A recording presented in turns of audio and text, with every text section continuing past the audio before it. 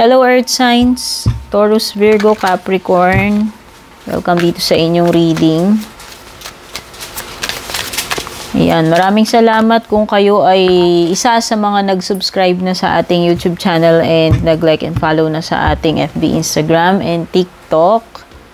So regarding personal readings, mag-message privately kayo sa aking FB page para sa mga balak mag-book or mag-inquire about reading services. So, ayan. Lagyan ko na lang timestamps ito. Earth signs, Taurus, Virgo, Capricorn. Sisimula tayo kay Taurus. Ayan. Hello, Taurus. Ito yung mga mensahe na dapat mong malaman.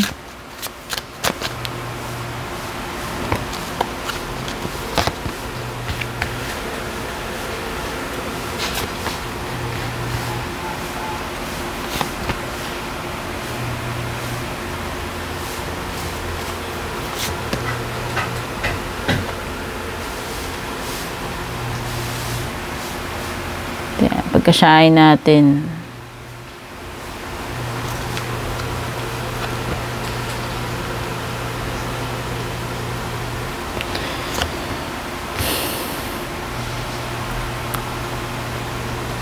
Merong energy dito na kailangan mong maglagay ng barrier, limitations, pader, no?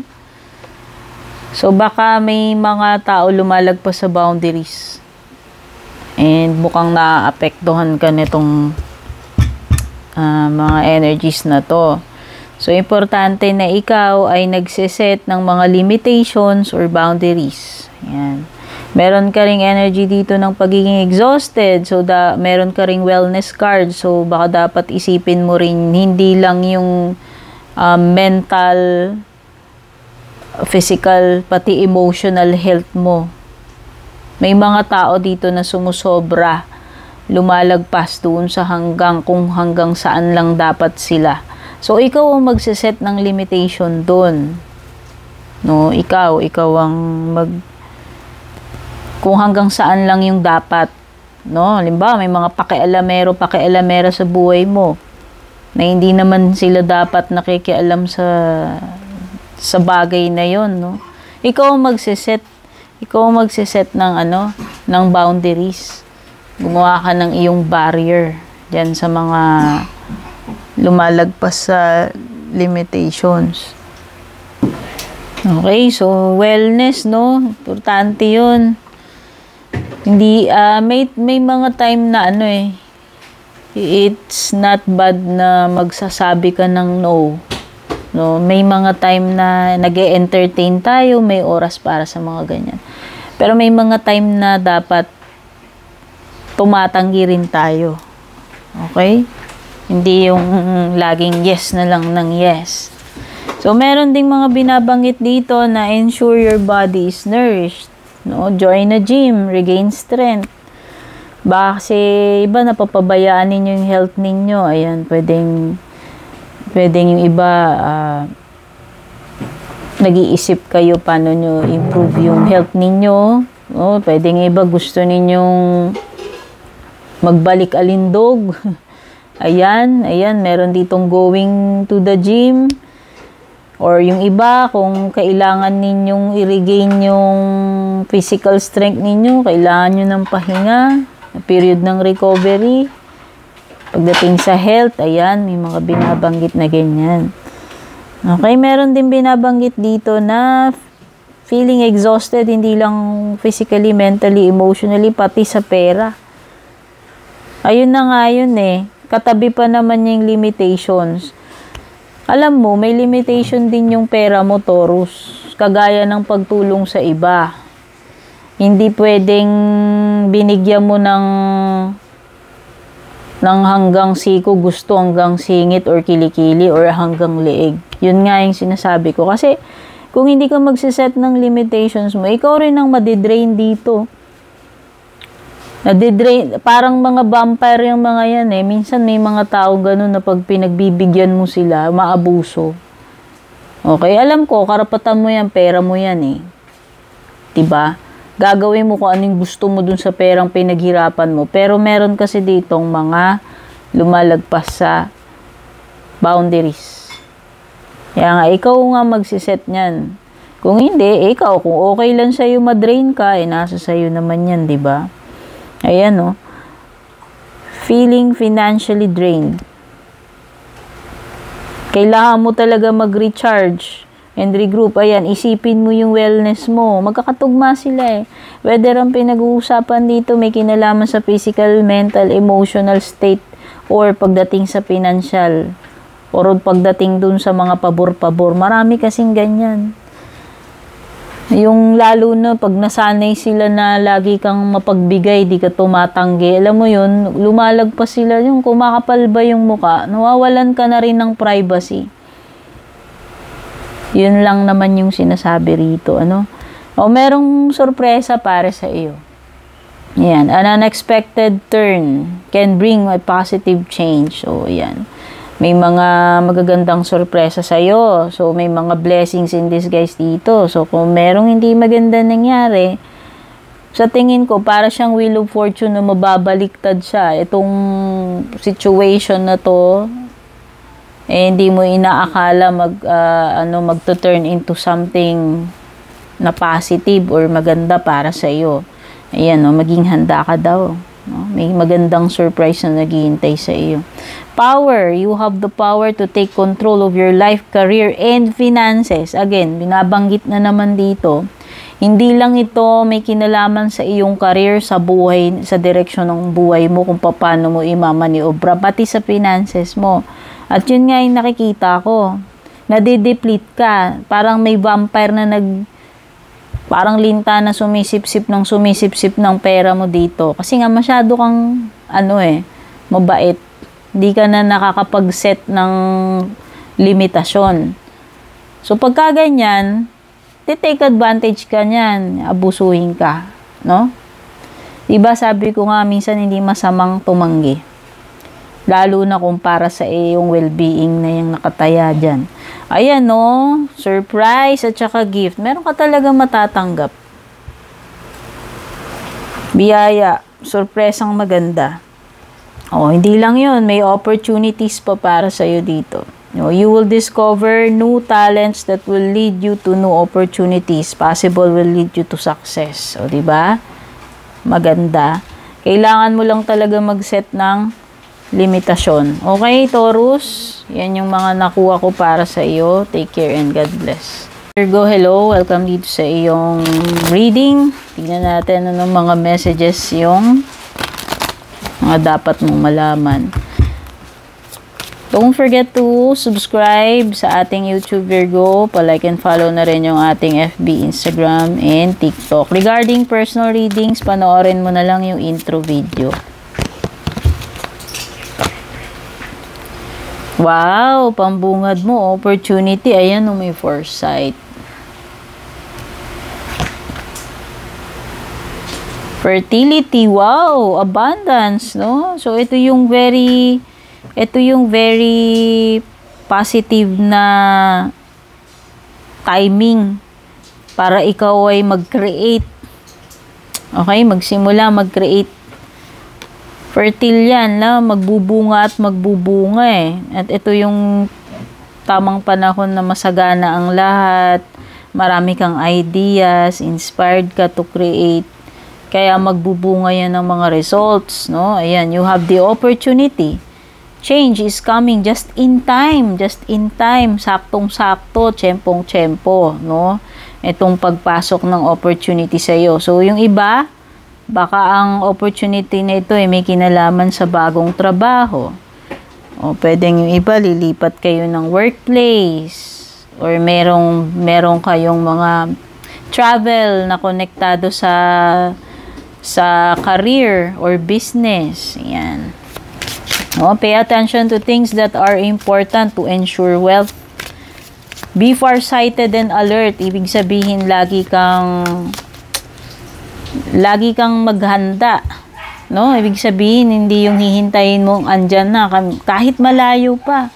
Ako ganun eh. Ganun yung pag-iisip ko eh. Yung kailangan malayo pa lang kahanda na. Or palagi akong nag-e-expect na hindi lang yung mga positive, pati yung mga worst case scenarios, iniisip ko yan. O, posible, ito yung mangyayari. So, importante yung pagpaplano. Sabi dito, maging alert ka, no? So, possible na may mga paparating talaga sa'yo kasi sinasabihan ka na foresight and pagiging alert. You also have independence. Manage money yourself. Independence guarantees security. Do not depend on others. So, yan. Pwedeng may kinalaman ito sa kung paano mo minamanage yung resources mo, yung financial mo, o yung buhay mo. May mga time na hindi natin dapat ipagkatiwala sa iba. May mga time na hindi tayo dapat umasa sa iba. At yan yung sinasabi tungkol sa'yo. Magkaroon ka ng independence. No, magkaroon ka ng control o responsibility pagdating sa paghahawak ng ng buhay mo, ng financial mo. Ayan, do not depend on others. Hindi sa lahat ng pagkakataon ay pwede tayong humingi ng tulong sa iba, or hindi sa lahat ng pagkakataon ay matutulungan tayo ng iba. Minsan kailangan nating i-train yung sarili natin na na tayo lang, no? May mga time na makakapag-relay ka lang sa sarili mo. Ikaw, may mga time na ikaw lang ang makakatulong sa sarili mo, or ikaw lang yung dapat gumawa ng mga bagay na yan. So, meron ka rin ditong wrong decision. Reckless behavior can lead to bad consequences. So, pwedeng may nagawa kang mali or magagawa kang mali that will lead to hindi magandang mga epekto. Ayan, may mga bad consequences, 'di ba? Lahat naman ng ginagawa natin is may bunga or consequence. Parang karma 'yan eh. 'Di ba? If you send positivity, yun din yung mare-receive mo. Parang ganito rin. No? It applies to in general, kahit na pwedeng sa health mo. Pwedeng sa mga decision mo sa relasyon, or mga decision mo sa career, sa buhay mo. Ayan, no? Meron ditong sinasabi na pwede kang magkamali or nagkamali ka, kaya ang pwedeng mag-suffer ka sa bad consequences, no? Think before you act.